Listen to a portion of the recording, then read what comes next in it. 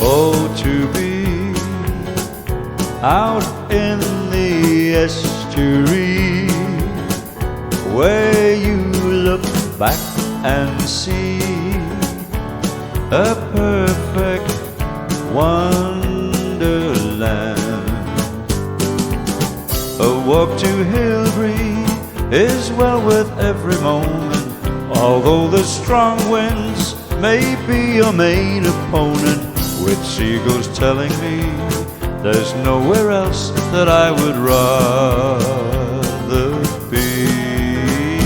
You realize, if you look through my eyes, the things which help comprise this perfect wonderland.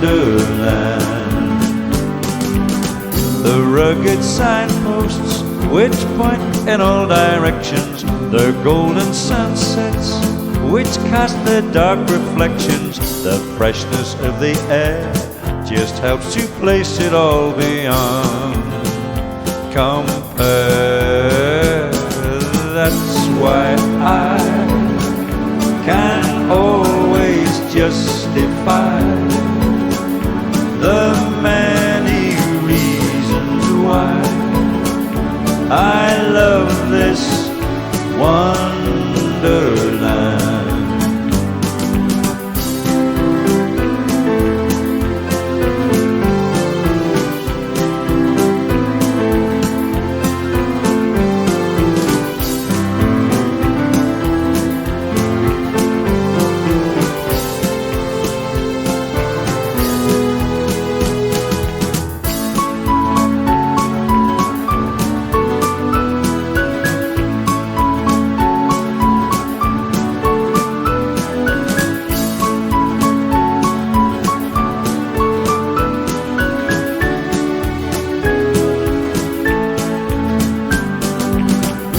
Dusty farmyard, the sound of distant church bells, the lonely marshlands, a million different seashells, all absolutely free, and always will belong to you and me. And so here's to each leafy avenue, which gently blend into this perfect wonderland.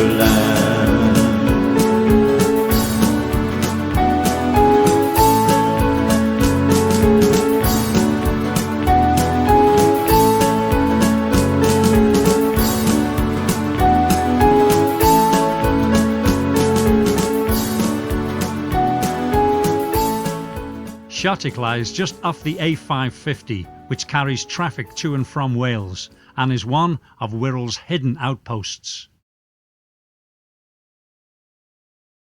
The first thing to catch your eye is the rustic St Michael's Church, which dates back to the 14th century.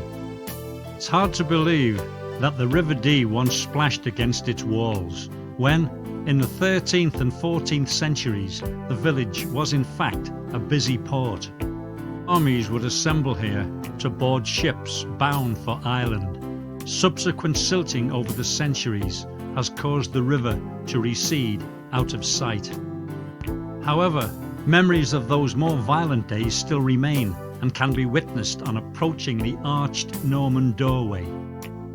For there on the walls of the hallway are grooves worn into the stone by the constant sharpening of arrows by archers waiting to go off to war.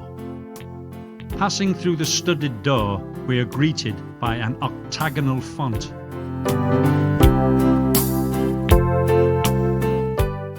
In the east windows, there are fragments of 14th century glass.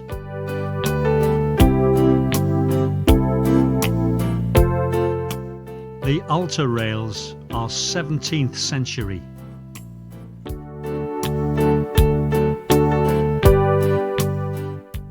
The Georgian three-decker pulpit housed the clerk on the lower deck, the minister taking the service on the middle deck, and the preacher speaking from the top deck, this being the only pulpit of its kind in Wirral. A 17th century plague claimed the lives of many locals. Evidence of this can be found today in the graveyard.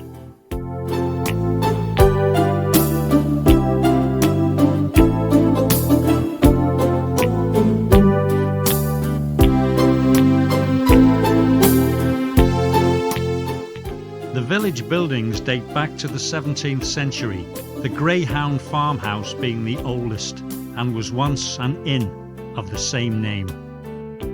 The name Shotwick is derived from several possible sources, one being from the Anglican cattle station on the ridge, or another from the Norse word wick, meaning creek.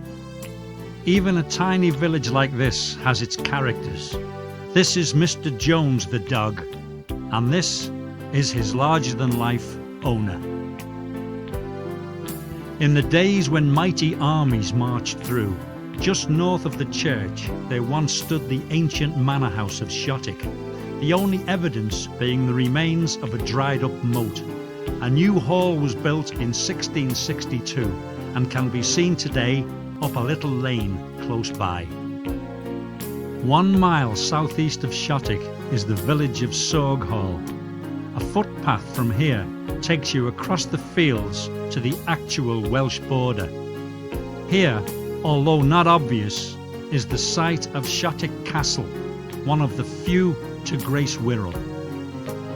On reaching the border, a small stile takes you up onto the now overgrown mounds which once formed the foundations of the mighty Norman fortress which served as a defence against the Welsh invaders.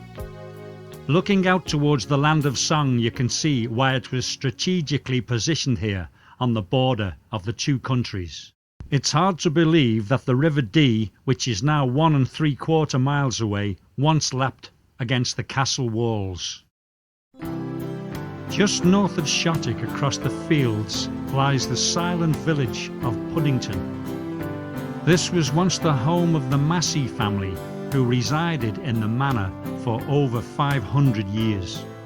From Richard, who settled here in the 13th century, to William, who died in 1716. The various members of the family over the years were noted for their bravery and courage in many battles against the French. Puddington Old Hall was built in 1490 but has received many alterations since then. It once had a drawbridge which was removed in the late 1800s and a moat, the remains of which can just about be seen today. Puddington's next door neighbour is Burton, whose name is possibly derived from the Anglo-Saxon word bur, meaning mound. It was originally a small fishing and farming community until the 13th century, when it developed into a port and anchorage owing to the silting up of the River Dee at Chester. At the centre of the village is Burton Manor, which was originally the home of the Congreve family, and then the Gladstones.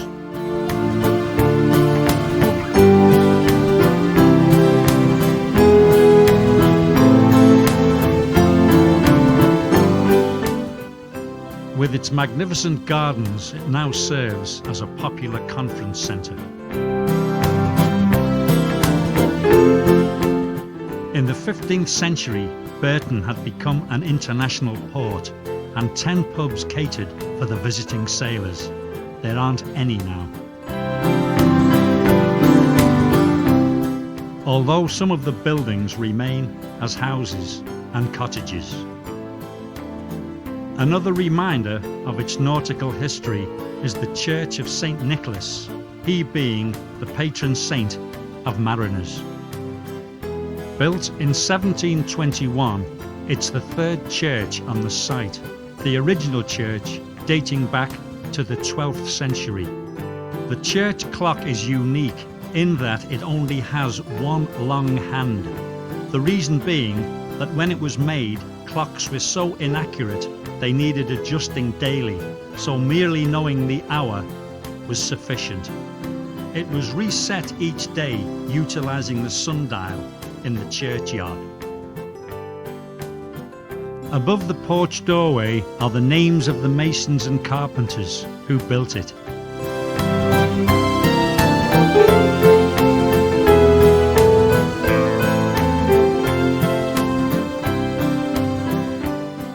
Inside the church, the windows and round-topped arches are typical of the early 18th century.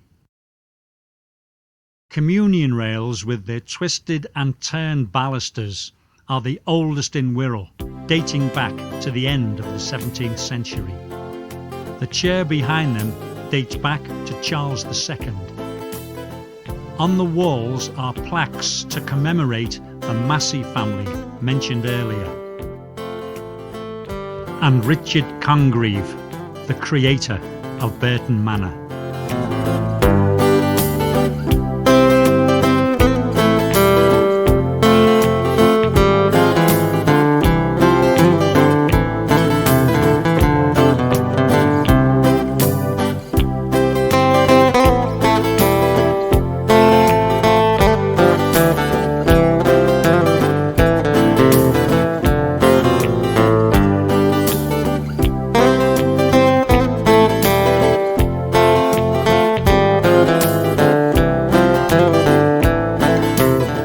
Just outside the village in Station Road is Hampston's Well.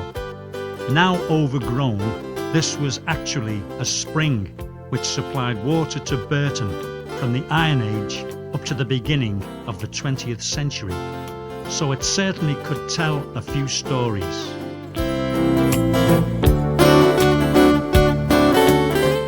A short trip down the main road brings us to Ness.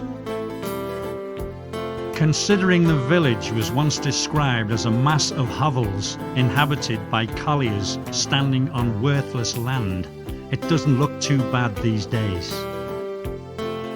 Well Lane will take you down to the coastline, where you obtain an unobstructed view across the vast marshland to Wales.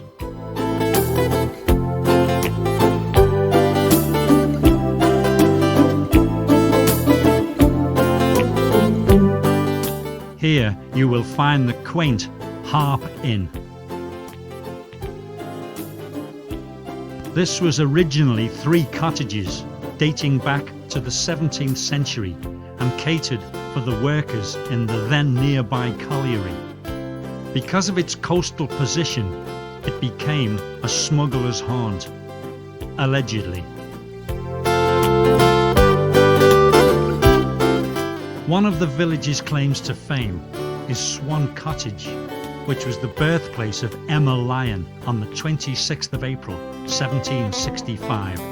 Emma became Lady Hamilton when she married the British ambassador to Naples, but was the devoted lover of Lord Nelson, whose children she bore. Such was the scandal, she eventually fled to Calais to escape the gossip and died there in 1815. Local houses still ensure that Emma may be gone, but certainly not forgotten.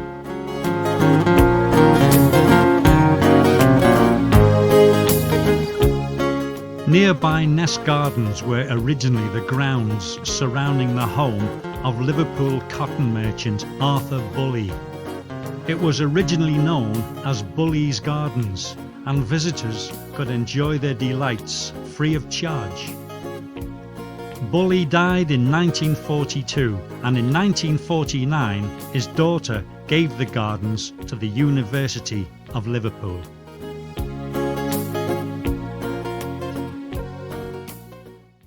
Many visitors are attracted here throughout the year.